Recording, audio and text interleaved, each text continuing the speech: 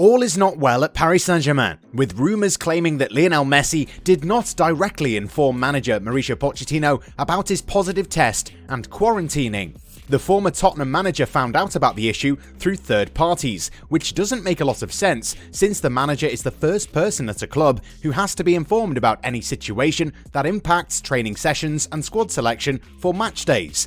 Is it disrespectful? Perhaps it is, and we need to know what a former France international had to say about the issue.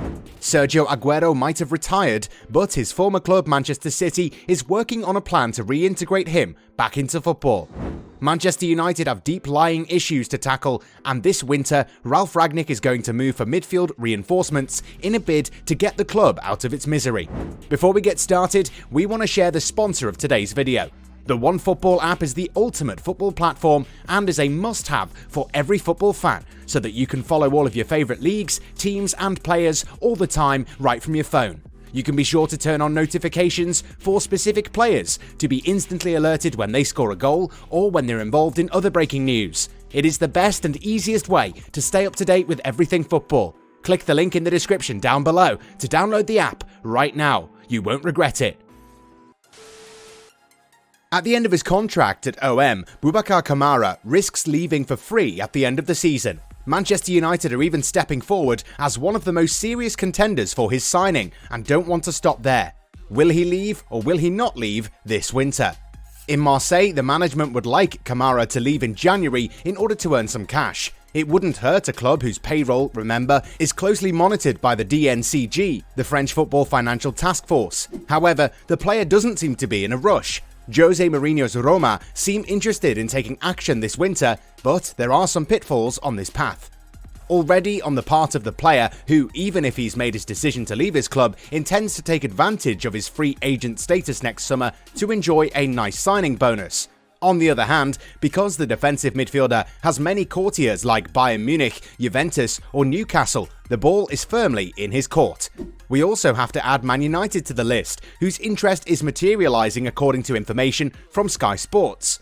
With Ralf Rangnick in charge, determined to change mentalities in Manchester, the Red Devils are ready to afford Kamara for next summer. They believe that his profile fits perfectly with the requirements of England and the Premier League. The Frenchman might not arrive alone.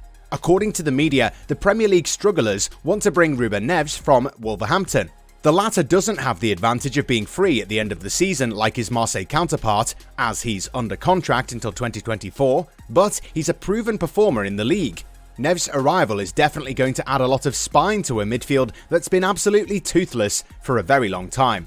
Let's hope that if these two signings were to happen, they improve the midfield and don't end up regressing like many players have done at the club in recent years. There are tragic career endings, and Aguero's is one of them. Last summer he left Man City, with whom he'd won almost everything and for whom he is their all-time top scorer, to return to Spain, this time to Barcelona, to play with his lifelong friend Lionel Messi. However, nothing went to plan as Messi signed for PSG and Kun Aguero faced numerous injuries. The discovery of a cardiac issue forced him to retire at just 33 years old. However, the all-time leading foreign scorer in the Premier League, Sergio Aguero, is a star in England. He's appreciated and respected by his opponents, but especially by the Sky Blues, with whom he helped win the title in the last seconds of the league in May 2012. According to The Sun, the citizens have decided to offer a role of ambassador to a man who scored 260 goals and won 5 championships with the club. As you might have heard, the atmosphere isn't good at Old Trafford, where Ralf Rangnick seems to have already lost part of the group. This deleterious situation could end with the return of a man, as reported by the Daily Star. This is Mike Phelan, the former right-hand man of Sir Alex Ferguson. For the English press, Phelan is considered the ideal man to reunite the team. It remains to be seen whether he will agree to return to play the role of firefighter on duty when he had to pack up when Rangnick and his new staff arrived. Things are definitely not going too well for Manchester United. There's an apparent clique within the squad, and we wouldn't be surprised if there were a few groups within the dressing room. It's clear from the performances of these players that they're no longer playing for each other. If that's the case, then no matter how many managers they change, things will stay the same. Renowned for being a formidable purveyor of talent, FC Porto have a player named Luis Diaz, a striker whose name should arouse much envy.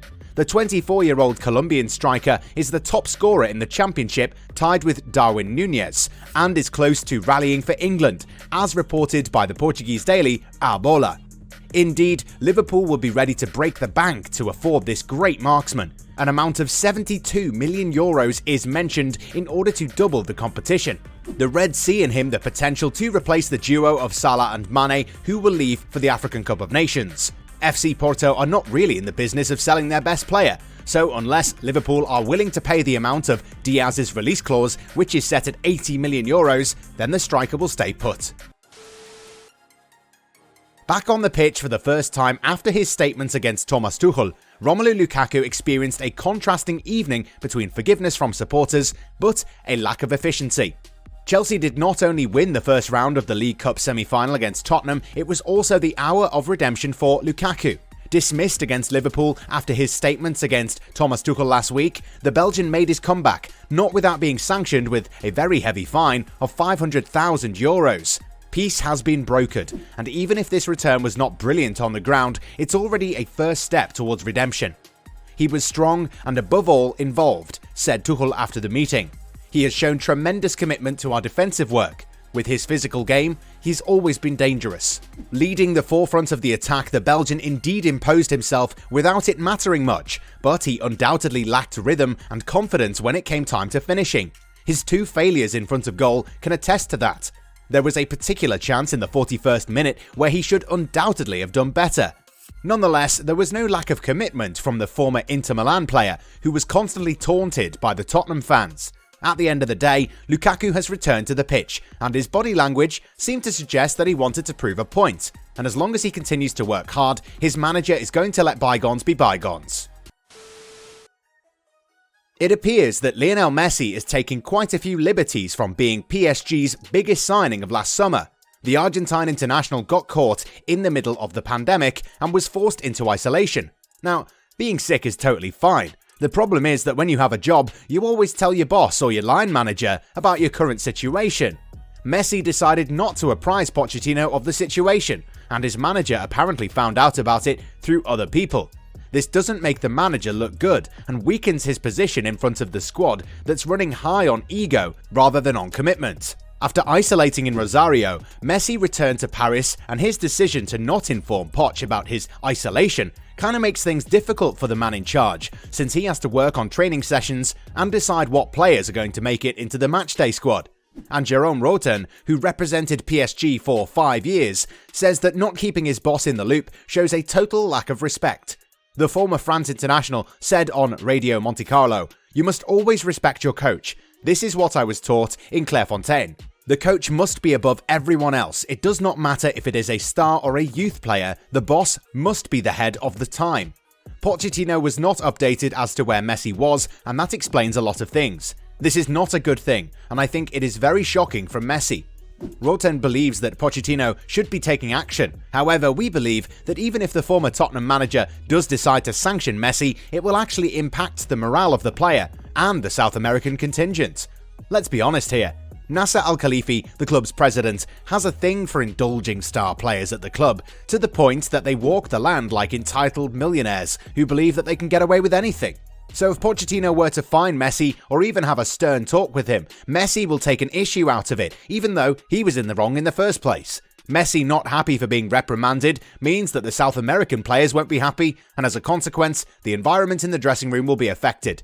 Therefore, we don't expect Pochettino to do anything about it, and we can't really envy the tactician, since he's in a place where, regardless of what he does, he will end up being blamed for something that he did not even do.